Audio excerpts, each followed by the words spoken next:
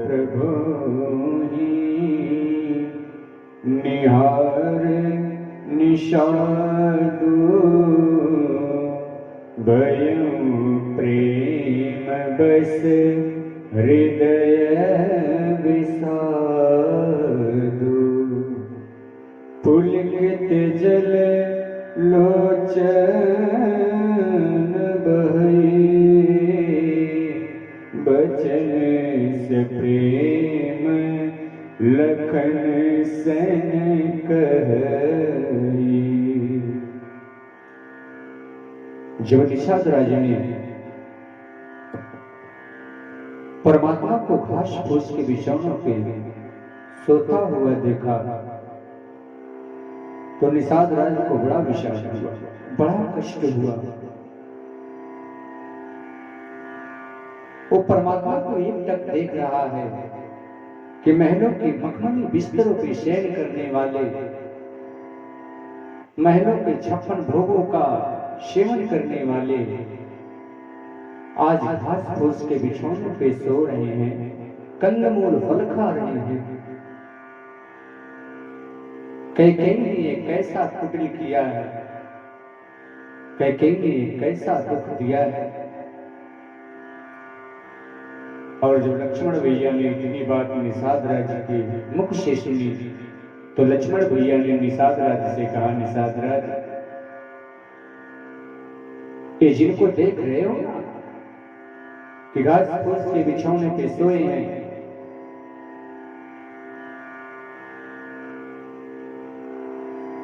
इसमें किसी का दोष नहीं है।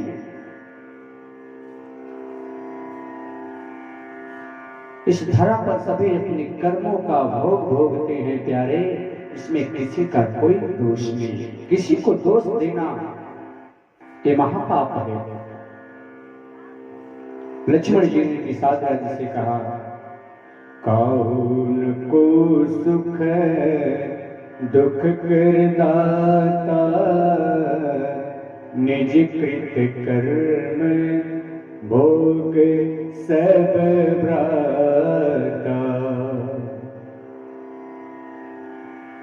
कोई किसी के सुख का दुख का साथी नहीं है। अपने किए हुए कर्मों का सभी भोग भोगते हैं निषाद राज, अपने किए हुए कर्मों का सभी भोग भोगते हैं। इसमें किसी का कोई दोष नहीं है। किसी को दोषी ठहराना ये गलत है।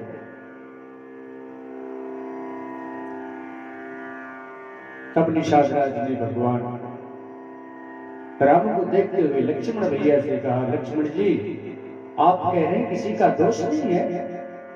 निजकृत कर्म भोग शव भ्राता, सभी अपने किए हुए कर्मों का भोग भोगते हैं, तो इन्होंने ऐसा कौन सा गलत कार्य कर दिया जिस कारण से इन्हें वन का दुख भोगना पड़ा।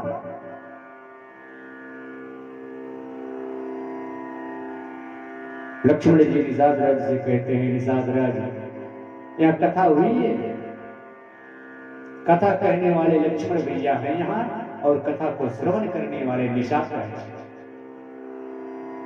परमात्मा की प्रेरणा से यहाँ भी कथा हुई है। निषाद राज से लक्ष्मण भैया कहते हैं, निषाद राज, ये जिनको तुम घास फूस के बिछौनों पे सोए हुए देख रहे हो,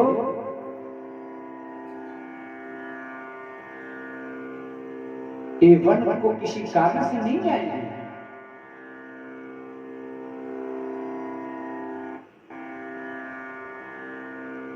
इनमें इनकी मर्जी है। निषाद राज ने कहा, मर्जी है? लक्ष्मण भैया ने कहा, हाँ।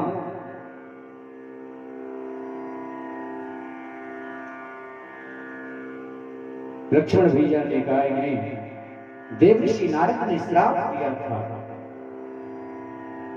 कि कब आकृत तुम की न हमारी, करिए की सहाय तुम्हारी।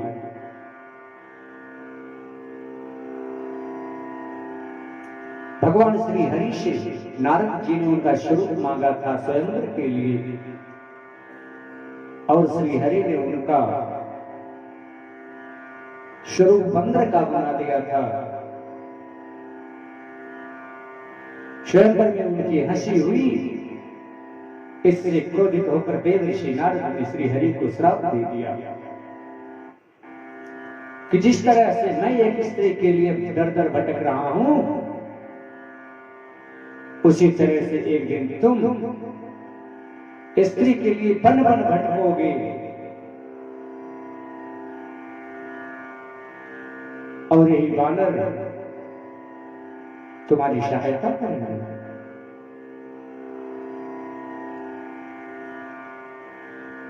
इनमें नारद जी का श्राप है। इस श्राप को शिरोधार्य करके श्री हरि ने मानव रूप में अवतार लिया है और वन को आए हैं। वन में आना स्वयं इनकी स्वेच्छा है, क्योंकि ये साधारण नहीं है, ये राजा के पुत्र ही नहीं है, ये परात्पर ब्रह्म है। विप्रधे निःश्लेषण सहित लीन मनुज अवतार। विप्रों की रक्षा के लिए, गाय की रक्षा के लिए, देवताओं की रक्षा के लिए, इस पृथ्वी का भार हरण करने के लिए स्वयं ब्रह्म ने नर रूप में अवतार लिया है। निषाद राज ने कहा, अच्छा ये बन आए हैं, इनको श्राप मिला है, चलिए ठीक है। तो इनके साथ जो इनकी पत्नी जानकी, उन्होंने ऐसा कौन सा अपराध कर दिया था जिसके कारण उन्हें दुख भोगना पड़ा, वन में आना पड़ा। लक्ष्मण जी ने कहा, निषाद राज, इन्होंने भी कोई अपराध नहीं किया था, इन्हें भी श्राप मिला है। श्राप मिला है? हाँ, ये भी श्रापित हैं, इसलिए वन में आई है। निषाद राज ने कहा, इन्होंने कोई गलती नहीं किया, कोई अपराध नहीं किया, इनको श्राप किसने दिया? तब लक्ष्मण भैया कथा को गाते हुए कहते हैं, निषाद राज, मेरी मैया जानकी को श्राप दिया था वृंदा ने। वृंदा परम सची नारी थी। वृंदा के पति जालंधर को कोई समर में जीत नहीं सका। वो दिग्विजय करने के लिए निकला, सभी को जीत लिया था। भगवान शिव शंकर से जालंधर का घोर युद्ध हुआ। भगवान शिव बार बार जालंधर से पराजित हो जाते थे, जालंधर से युद्ध में जीत नहीं पाते थे। भगवान विष्णु ने छल से जालंधर का स्वरूप धारण करके वृंदा के पास गए, उसका सतीत्व नष्ट किया, तब जाके जालंधर समरभूमि में मारा गया।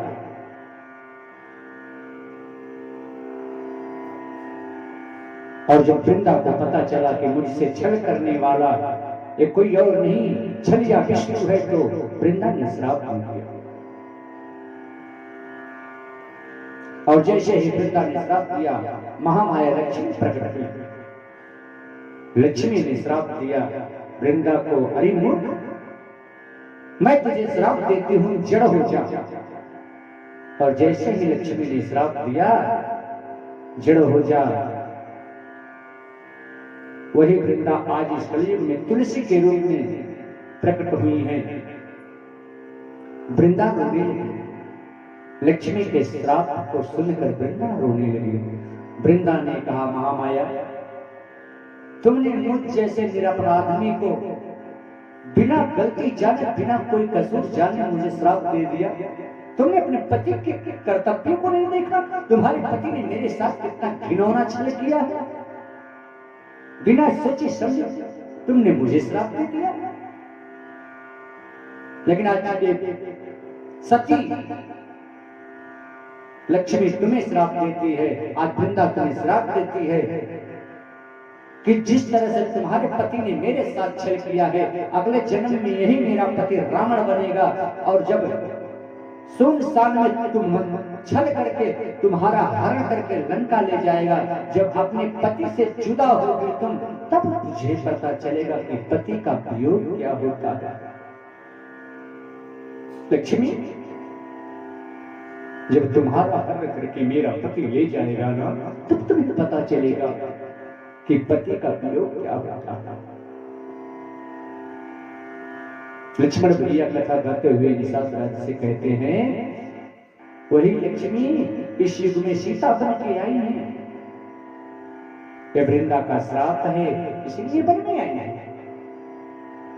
निषाद राज ने हाथ जोड़ा और लक्ष्मण भैया को ग्रहण किया। बोला, भैया आपने तो मेरी आंखें खोल दी, लेकिन एक बात और बताने का कष्ट करे। लक्ष्मण भैया ने कहा, क्या?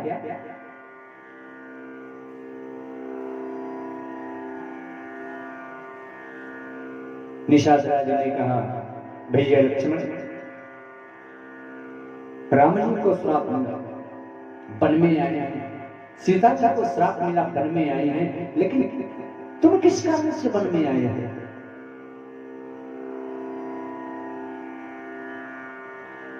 तुम तो श्रापित नहीं हो, तुम किस कारण से वन में आए हो? जब तक सुमित्रा मैया ने लक्ष्मण से कहा था, पुत्र तुम्हारे भाग्य राम बन जाए, दूसरे हेतु पाप बचना है।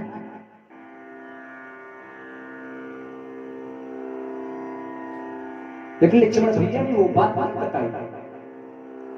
लक्ष्मण भैया ने कहा, मैं भी श्रापित हूं। अरे जब इतना निषाद राज ने सुना तो अपना माथा पकड़ लिया है। तीनों की तीनों श्रापित हैं। फिर निषाद राज ने लक्ष्मण भैया से प्रश्न किया, लक्ष्मण जी आपको किसने श्राप दिया है?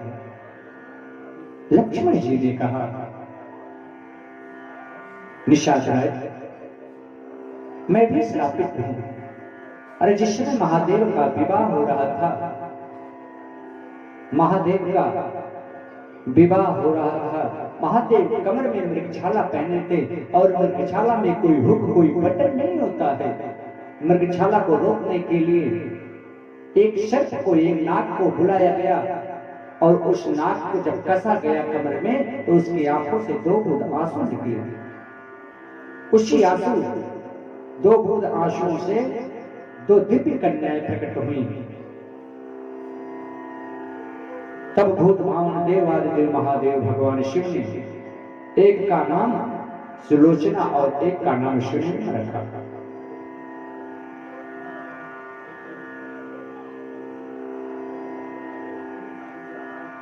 निषाद राज ने कहा, अच्छा फिर आगे क्या हुआ? लक्ष्मण भैया ने कहा, ज्यादा दिनों तक बाबा पालन पोषण नहीं कर सकते थे दोनों कन्याओं, क्योंकि बाबा कैलाश पे रहते थे। बाबा ने दोनों नाग कन्याओं को शेषनाग के हवाले कर दिया पाताल में, और शेषनाग को आदेश दिया, शेषनाग को समझाया भी कि शेषनाग आज से ये दोनों कन्याएं तुम्हारे संरक्षण में रहेंगी और भूलशेष ने किसी प्रकार का कष्ट नहीं होना चाहिए, अन्यथा परिणाम बड़ा भयावह होगा। शेषनाग ने कहा, जैसे आदेश महादेव, आपकी आज्ञा सिर उठाना, सिर धर आयस करम तुम्हारा, परम धर्म यह नाम हमारा। मैं आपकी आज्ञा सिर उधार करके धारण कर रहा हूँ, आपकी आज्ञा का पालन करूंगा, ये मेरा परम सौभाग्य है कि आपने मुझे आदेश दिया। धीरे धीरे समय बीतता गया, वो नाग कन्याएं छोटी थी। सुलोचना ने अपनी बहन सुनैना से कहा, दीदी हमारे पिता के पास कितने फन हैं, कितनी आंख हैं, चलो आज हम दोनों इनको कीमती हैं। बच्चे थे, बच्चों का स्वभाव था। सुलोचना ने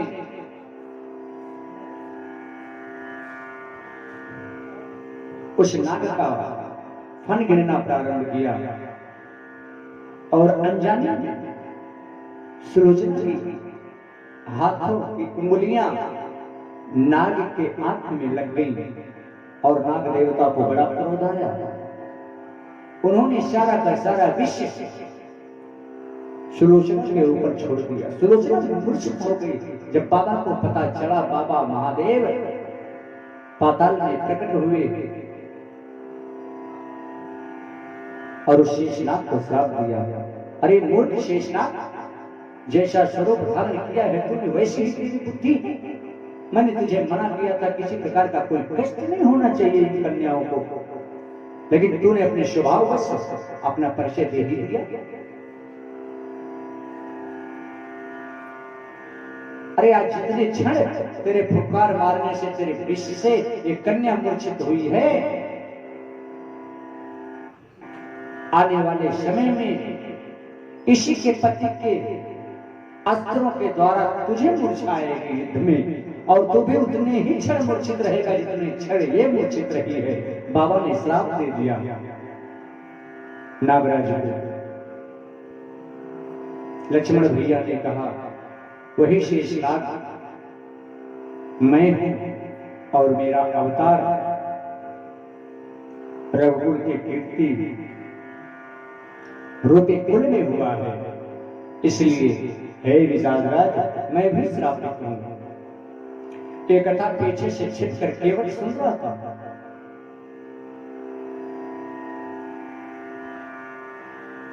ये कथा पीछे से छिप कर केवट सुन रहा था। सवेरा हुआ, सुमंत जी को राम जी विदा कर रहे, सुमंत जा नहीं रहे थे। बरबस राम सुमंत पठाए, सुरसर तीर आप तब आए। भगवान श्री राम ने सुमंत को विदा किया। सुमंत को विदा करने के बाद गंगा के किनारे आए और गंगा के किनारे आकर केवट से भगवान नाव मांगते हैं।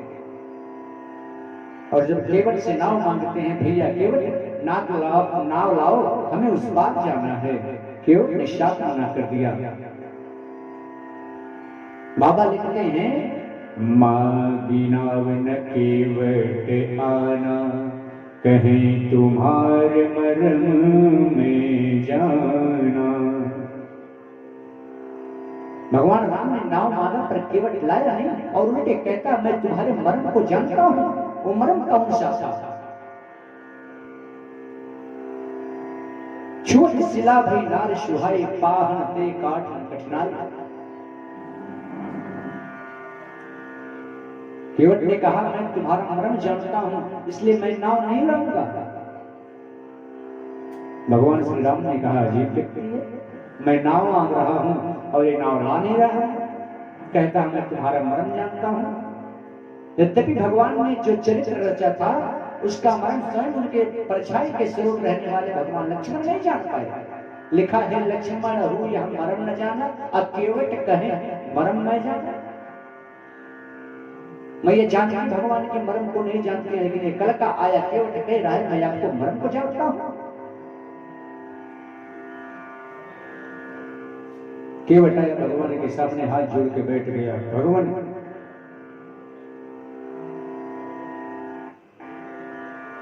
सुनने में आया है, अनजान बनकर केवट बात कर रहा है, और असली मर्म तो जानता है। जब लक्ष्मण जी और निषाद के बीच में वार्तालाप हो रही थी रात में, वो बासारी की सारी बात केवट सुन लिया था, इसलिए कहा मर्म मैं जाना। फिर दोबारा कहता है छुअत सिला भई नाय सुहाई, पाहन ते काट न कठिनाई। आपके चरणों के स्पर्श से कठोर पत्थर एक स्त्री का स्वरूप धारण कर ली, और मेरी नैया तो काठ की है, लकड़ी की है, वो भी जल में रहती है, रात दिन जल पी पी कर मोटी हो गई है, उसे तो स्त्री बनने में जरा भी समय नहीं लगेगा।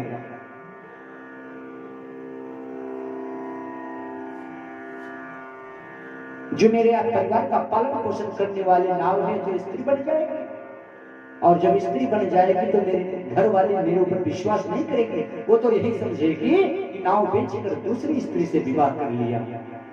हे भगवान, यही प्रतिपालो सब परिवारों, नहीं जानो कछु और कबारू। मैं इसी नाव से पूरे परिवार का पालन पोषण करता हूँ, और दूसरा कोई कार्य नहीं जानता कि मैं नाव छोड़कर दूसरा कोई कार्य कर लूं। मेरे पास दूसरा काम नहीं है, ना तो जानता हूँ। और एक बात बता दो राम जी,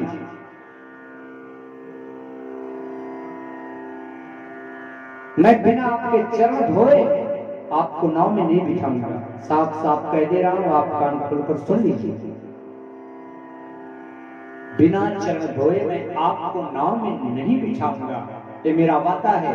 और वादा ही नहीं, मैं अपने नहीं आपके बाप की सौगंध लेता हूं, जब तक मैं आपके चरणों को पखारूंगा नहीं, धुलूंगा नहीं, तब तक मैं आपको नाव में नहीं बिठा सकता। जब इतना लक्ष्मण जी ने सुना, अरे इस केवट का ये दुस्साहस अपने बाप की सौगंध लेने के बजाय मेरे पिता दशरथ की सौगंध ले रहा है। लक्ष्मण जी का हाथ तरकस पे गया कि अभी मैं एक ही बाण से इस केवट का नामो निशान मिटा दूंगा, इसे मार दूंगा। केवट ने तुरंत कहा, पर तीर मारो लक्ष्मण पे जब लग न पाए पखारी हूं। हे लक्ष्मण, मुझे स्वयं आप क्यों ना मार दें, लेकिन जब तक मैं चरण को पखार नहीं दूंगा तब तक मैं आपको नाव में बिठाऊंगा नहीं, पार नहीं उतारूंगा। जब परमात्मा ने इतना सुना कि केवट प्रेम में इतना बेहबल है, इतना लिपट गया है, उसे ये भी ज्ञात है अगर कोई सौगंध लेता है तो कहता है मैं अपने बाप की सौगंध खाकर कहता हूं मैं ये कार्य नहीं करूंगा। लेकिन केवट को ये आभास नहीं कि वो कसम किसकी खा रहा है। भगवान जब केवट के मुख से इतना सुने तो ठहाका मारकर हंसने लगे। सुन केवट के बैन प्रेम लपेटे अटपटे, बिह से करुणाएं चितय जान की लखन तन। परमात्मा ने जब इतना सुना तो ठहाका मारकर हंसने लगे और हंसते हंसते मैया जानकी की तरफ और लक्ष्मण की तरफ देख के कहते हैं, लक्ष्मण ऐसा भक्त कभी तुमने देखा है? लक्ष्मण जी ने कहा, भैया आप बात ना करें तो ही अच्छा है। आपके सारे भक्त होते ही ऐसे हैं, जो आपका कहना ना माने वही भक्त है आपका। राम जी ने कहा, लक्ष्मण कैसी बात कर रहे हो? जो मेरा कहना ना माने वही मेरा भक्त है। लक्ष्मण जी ने कहा, और नहीं तो क्या? उधर आप सुमंत को जबरदस्ती भेज रहे हैं कि सुमंत यहां से जाओ अयोध्या। सुमंत जी जा नहीं रहे हैं, और जब केवट को बुला रहे हो, नाव लेके आओ, मुझे उस पार जाना है, इधर केवट आ नहीं रहा है। ये दोनों आपके भक्त ही तो हैं। राम जी ने कहा, लक्ष्मण इसमें मेरा कोई दोष नहीं है, सारे दोष बोहनी का। जब किसी दुकानदार की सुबह सुबह दुकानदारी के वक्त उधारी हो जाए तो पूरा दिन उसका उधारी जाता है। लक्ष्मण जी ने कहा, मैं कुछ समझा नहीं भैया। राम जी ने कहा, लक्ष्मण जब मैं वन को आ रहा था, वनवास मुझे हुआ था, मैंने जानकी को बहुत मना किया, घर पे रहो, सास ससुर की सेवा करो, लेकिन जानकी मेरे बात को नहीं मानी, मेरे साथ मन में आई। लक्ष्मण मैंने तुम्हें भी मना किया था कि भैया कोई इस समय अयोध्या में है नहीं, अयोध्या में तुम्हारी आवश्यकता है, तुम अयोध्या में रहो, मेरे साथ बन ना जाओ। तो क्या तुमने मेरी बात मानी? अब लक्ष्मण जी मुंह नजरें नीचे करके खामोश खड़े हो गए। राम जी बोले, तभी मैं समझ गया कि आज वन प्रस्थान के समय, घर से निकलते समय जब तुम दोनों मेरा कहना नहीं मान रहे हो, तो आगे जो लोग मिलेंगे सभी वैसे के वैसे ही मिलेंगे जो मेरा कहना ना माने। सो आज वही बात है, तो इसमें कौन सी बात है? लक्ष्मण जी ने कहा, भैया मैं कुछ जानता नहीं, आपने इस केवट को जरूर से ज्यादा सर पे बिठा लिया। भगवान लक्ष्मण की बात को सुनकर मुस्कुराने लगे। ईश्वर है वो, जीव की दशा को भगवान जानते हैं। भगवान अपने भक्तों से विनोद भी खूब करते हैं। तब परमात्मा ने केवट से कहा, केवट भैया आप अगर चरण पखारना चाहते हैं तो मैं आपको आदेश देता हूं कि आप वो सारा कार्य करिए जिससे आपकी नैया स्त्री ना बने, नैया आपकी डूबे ना। लेकिन हे केवट भैया, मुझे शीघ्र अति शीघ्र उस पार करिए। बेगियान जल पाय पखारूं, होत विलंब उतारे पारो। जल लेके आओ, मेरे चरणों को पखारो और मुझे शीघ्र ही उस पार कर दो। जास नाम सुमिरत एक बारा उतरे नर भव सिंधु अपारा सोई कृपाल केवट ही हो रहा। जिसका नाम स्मरण करके योगी मुनि सिद्ध फकीर भव से पार हो जाते हैं और जब गुरु परमात्मा को पार जाना हुआ तो केवट से निहोरा कर रहे हैं, केवट मुझे पार कर दो। सोई कृपाल केवट ही निहोरा, केवट से निहोरा कर रहे हैं। केवट गया घर से कठपता लेके आया और कठपता में जल लेके आया, परमात्मा के चरण को पखार रहा है। अति आनंद उमगिए अनुरागा चरण सरोज पखारने लागा। पद पखार जल पान कर आप सहित परिवार पितर पार कर प्रभु पुनि मुदित गयऊं ले पार। परमात्मा के चरणों को पकड़ता है। परमात्मा एक पैर कठौती में रखे हुए हैं और दूसरा पांव बाहर है। केवट ने परमात्मा के चरणों को मल मल के धोया है। केवट कहता है भगवान आप एक पांव पे खड़े हैं, अरे दूसरा पांव भी इस गंगा जल में डालिए, दोनों पांव एक साथ धुल दूं। भगवान ने कहा अगर दोनों पांव एक साथ कठौती में रख दूंगा तो मैं खड़े किसके सहारे रहूंगा। केवट ने कहा कैसी बात करते हैं, मैं नीचे बैठा हूं, आप दोनों पांव कठौती में डालिए और अपने दोनों हाथों से मेरे सिर को पकड़ लीजिए, आपको सहारा मिल जाएगा। धन्य है केवट भैया। केवट के हाथ में परमात्मा के चरण कमल उरज हैं, चरण कमलों को धुल रहा है और इधर परमात्मा के दोनों हाथों से अपने सिर पे सहारा लिया है। आज केवट जैसा बड़भागी कौन होगा। परमात्मा का हाथ केवट के सिर पे और परमात्मा का चरण केवट के हाथ। केवट से बड़ा सौभाग्यशाली इस धरा पर कौन होगा। केवट ने परमात्मा के चरणों को पखारा है, नाव में बिठाया है, नाव में बिठा कर उस पार किया। उतर ठाड़े सुर से रेता सिया राम गुहलकने समीका। केवट उदर दंडवत कीना प्रभु ही सकुच यही कछु नहीं दीना। शरीर के उस पार हुए और केवल अपनी नाव से उतरकर परमात्मा के श्री चरणों में दंडवत प्रणाम किया।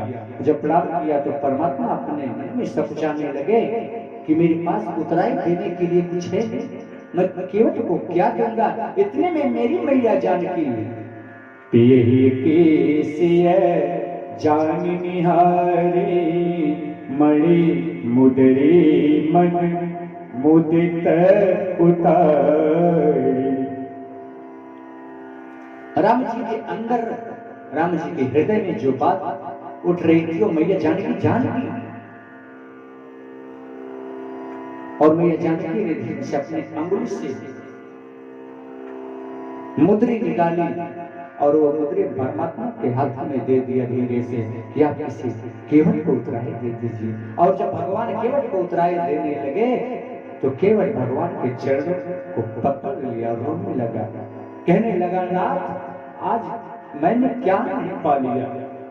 आपका दोनों हाथ मेरे सिर पर, आपका दोनों चरण मेरे हाथों में, आज आपने मुझे बहुत कुछ दे दिया। आज पाकर मेरी दरिद्रता दूर हो गई ना, अब मुझे कुछ और नहीं चाहिए। राम जी ने बहुत निवेदन किया केवट भैया कुछ तो ले लो। केवट ने कहा नहीं, फिर 3 बार। बड़ा चालाक है, कह रहा है फिर 3 बार जो कछु देवा सो प्रसाद शेष धर लेगा। दोबारा जब फिर आएंगे आप वापस, फिर मैं जब आपको नाव से पार करूंगा उस बार आप जो कुछ देंगे मैं उसे सिर धारण करके लूंगा। आशीर्वाद स्वरूप उसी में रख लूंगा।